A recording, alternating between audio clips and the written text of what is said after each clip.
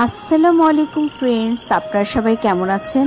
আশা করি সবাই ভালো আছেন। আমিও আল্লাহর রহমতে ভালো আছি।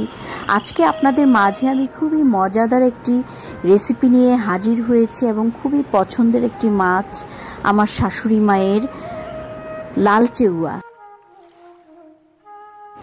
প্রথমেই মাছটাকে কেটে ধুয়ে নিয়েছি এবং সাথে দুটো আলু স্লাইস করে নিয়েছি ফ্রান্স ফ্রাইয়ের মতো। হলুদ আর লবণ দিয়ে আলুগুলোকে মেখে নিয়েছি এবং চেউয়া মাছগুলোকে আমি হলুদ আর লবণ দিয়ে মেখে নিয়েছি। এখন আমি কড়াইয়ে তেল গরম করে কড়াইয়ে দিয়ে দিলাম মাছগুলোকে।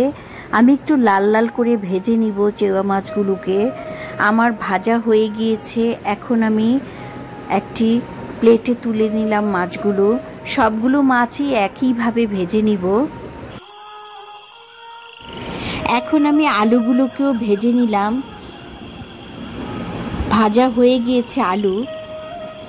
এখন আমি চুলায় একটি কড়াই দিয়ে দিলাম। পরিমাণ মতো তেল দিয়ে দিলাম কড়াইয়ে এবং পরিমাণ মতো পেঁয়াজ দিয়ে দিলাম। সাথে আমি মেথি দিয়ে দিলাম 2 চিমটি, দুটো তেজপাতা দিয়ে দিলাম। পেঁয়াজ এবং মেথি একটু লাল লাল হলে হালকা পরিমাণে অল্প পানি দিয়ে দিলাম এবং পানির মধ্যে এখন আমি দিয়ে দিব হাফ চা চামচ বাটা রসুন দিয়ে দিলাম। আমি হলুদ দিয়ে দিলাম 1.5 চা চামচ, লাল মরিচের গুঁড়া দিয়ে দিলাম 2 চা চামচ, ধনে দিয়ে দিলাম 2 চা চামচ এবং আগেই আমি একটু জিরার গুঁড়া দিয়ে দিলাম 1 চা চামচ। এখন সব মশলা একসাথে কষিয়ে নিব ঢেকে কিছুক্ষণ। মশলা কষানো হয়ে গিয়েছে। এখন আমি আলুটা দিয়ে দিলাম। আলুটাকেও আমি কিছুক্ষণ কষিয়ে নিব। আলুটা মোটামুটি হাফ ডান হয়ে গেলে আমি মাছটাকে দিয়ে দিব।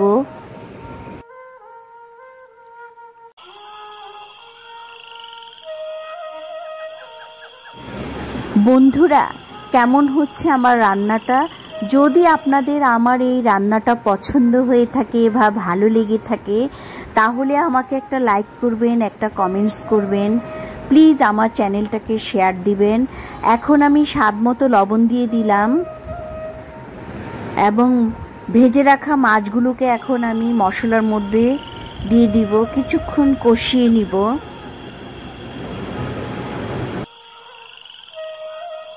এখন আমি কষানো মাছ আলুতে টমেটো দিয়ে দিলাম স্লাইস করা।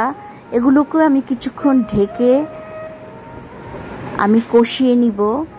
বন্ধুরা, এখনও যারা আমাকে সাপোর্ট করছেন অনেক দিন থেকে এবং আমার সাথে আছেন, আমার চ্যানেলের সাথে আছেন, আমাকে ভালোবাসেন, তাদেরকে অসংখ্য ধন্যবাদ।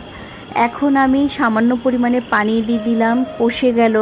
আমি একটু গরম পানি দিয়ে দিয়েছি এবং কাঁচামরিচ দিয়ে দিলাম, সাথে ধনেপাতা দিয়ে দিলাম। মোটামুটি আমার রান্নাটা কমপ্লিট হয়ে গেল। চেউয়া মাছটা যেহেতু আমি প্রত্যেকটা আইটেম ভেজে নিয়েছি এই জন্য আমার রান্নাটা করতে বেশি সময় লাগেনি।